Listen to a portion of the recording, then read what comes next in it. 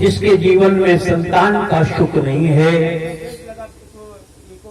उसका जीवन नहीं है, निरर्थक जीवन हो जाता है। बंधुओं, श्री सूजी ने बताया ऋषियों, वासुदेव जरा कष्टम कष्टम निर्धन जीवनम पुत्र शोक महाशोकम शोकम तन्मय प्रेक्षुदा। वासुदेव जरा कहते हैं वृद्धावस्था को। जब मनुष्य के ऊपर वृद्धावस्था आती है तो उससे बहुत कष्ट होता है, इंद्रियां शिथिल हो जाती है, काम करना बंद कर देती है, कुछ नहीं होता है शरीर से, तो बड़ा कष्ट मिलता है। क्योंकि वृद्धापन में कोई सहयोगी भी नहीं होता है, पुत्र भी है, पुत्रियां भी है, पत्नी भी है, और भी भैया भतीजे सभी हैं, लेकिन समय पर कोई नहीं है। अगर हम बीमार पड़ जाते हैं और उठ नहीं पाते तो बड़ी कष्ट दिक्कत आ रही है। नाती निकला, बाबा बुला रहे हैं, बेटा इधर आओ, थोड़ा पानी दे जाओ, बोले अभी आ रहे हैं, अभी आ रहे हैं। भैया निकला, अरे प्यास से प्राण निकल रहे हैं, थोड़ा पानी दे जाओ, बोले बस सभी आ रहे हैं। पत्नी निकली, पत्नी से कहा तो पत्नी भी वही बोली, हम थोड़ा व्यस्त हैं, फलाने सिंह को बुला लो, जल मांग लो, पानी पी लो। सब कुछ होने के बाद भी कुछ भी नहीं है, क्योंकि शरीर शिथिल हो गया है, चौथापन आ गया है। तो चाहिए लोगों को जब चौथापन हो उस समय सब कुछ का त्याग करके एकांत में बैठ करके हरि चर्चा करनी चाहिए, हरि भक्ति करनी चाहिए। यही मूल आधार है और कुछ नहीं है। सारा जीवन घर गृहस्थी के कार्यों में व्यस्त किया, बर्बाद किया, और परिणाम ये निकला कि कोई पानी देने वाला नहीं है, घर भरा पड़ा है। अपने आप में ही सुख है। अगर हम स्वस्थ हैं तो हमें सुख है, हम स्वस्थ नहीं हैं तो सुख नहीं है। चाहे कितने भी हजारों लोग सहयोग में रहे, वो निरर्थक है। बोले कोई भी संतान नहीं है। इष्ट मित्रों ने भी देखा तो पूछा भैया क्या बात है, तो बोले पुत्रम नहीं मुचा पुत्री तत्र चिंता तिरोभृशम।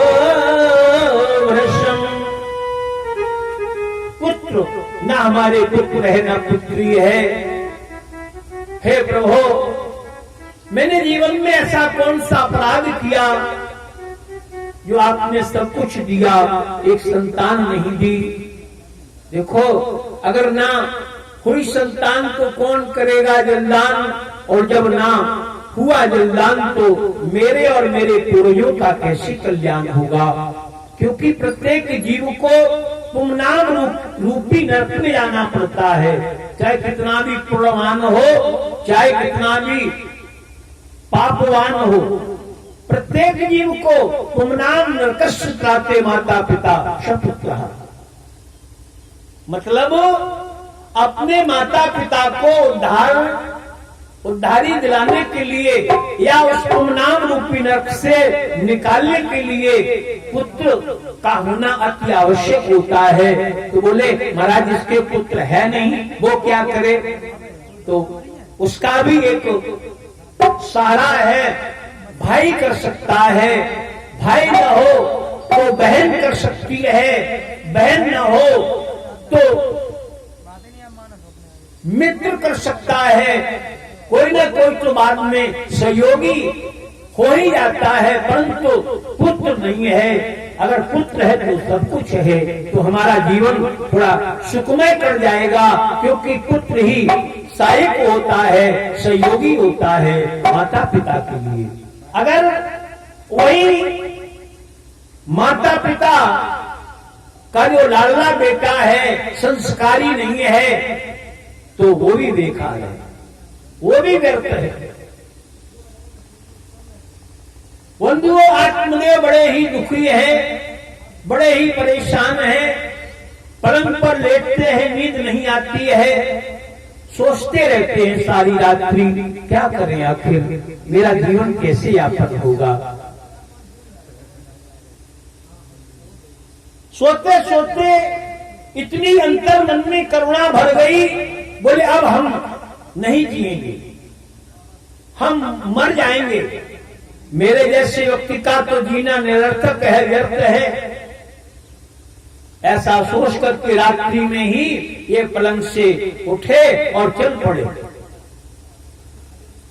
चलते चलते धीरे धीरे एक सरोवर मिला, वो सरोवर में देखा जल भरा हुआ है, विचार आया, बोले प्यास भी लगी है, थोड़ा जल पी लूं और जल पान करके इसी में छलांग लगा करके अपने जीवन को समाप्त कर दूं। सरोवर के समीप गए हैं, सरोवर में अंजलि में जल लिया है, जल लेकर के पान किया और छलांग लगाने वाले हैं। उसी समय एक संत ने आवाज लगा दी, बेटा ये क्या कर रहे हो, क्या कर रहे हो। आत्मदेव रुक गए, खड़े हो गए, बोले महाराज कर क्या रहे हैं, हम इसमें कूद करके प्राण दे रहे हैं। क्यों? अरे महाराज आप नहीं जानते हो। क्या नहीं जानता हूं? यही कि महाराज मेरे जीवन में बहुत कष्ट है, बहुत दुख है। संत जी पास में आए, देखा बड़ा ही दिव्य स्वरूप है। बोले देखने में तो बड़े ही सुंदर कुल के लग रहे हो, घर के लग रहे हो, ओजस्वी हो, तपस्वी हो, तेज चमक रहा है तुम्हारे मस्तक से, और फिर इतना कष्ट बता रहे हो, मरने की कोशिश कर रहे हो, आत्महत्या करना चाहते हो। जानते हो आत्महत्या करना कितना बड़ा जघन्य अपराध है, पाप है, इससे बड़ा कोई पाप और नहीं हो सकता है। जान लो, बोलो बोलो क्यों मरना चाहते हो। बोले महाराज सर्वस्व दिया है ईश्वर ने, पुत्रम नैव च पुत्री तत् चिंतात्मवशम। महाराज न पुत्र है न पुत्री है, बस यही कष्ट हमें सता रहा है। आज तक किसी की कृपा नहीं हुई, मैंने ऐसा कोई पाप ही नहीं किया है कि उसका परिणाम हमें निपुता होकर के जीवन यापन करना पड़े। क्या चाहते हो? बोले महाराज बता तो रहा हूं, और क्या चाहता हूं, पुत्र चाहता हूं, संतान चाहता हूं। बोले संतान मिल जाए तो बोले महाराज तो फिर हम क्या किए, अपने जीवन को समाप्त करें। संत ने सुना, मुस्कुराए और झोली में हाथ डाल करके एक सुंदर फल निकाला और आत्मदेव के हाथ पे रख दिया। बोले बेटा ये फल है, इस फल को खाने मात्र से तुम्हारे पत्नी के सुंदर बालक पैदा होगा, उस बालक से तुम्हारा और तुम्हारे पूर्वजों का, तुम्हारे परिवार का, कुल का कल्याण हो जाएगा।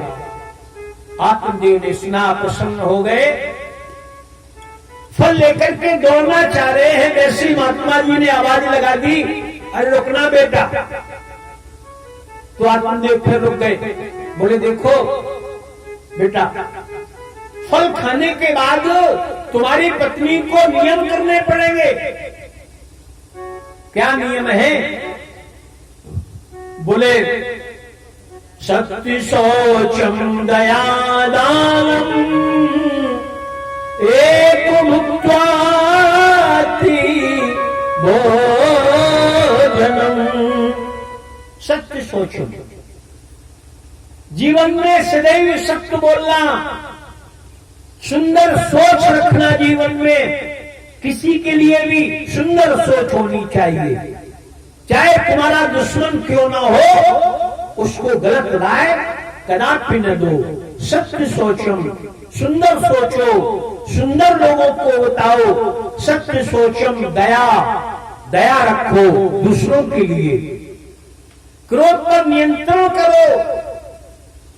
सत्य सोचम दया, दया मतलब हृदय में दया लाओ, जीवों के लिए, जीवों पर दया करो। करो।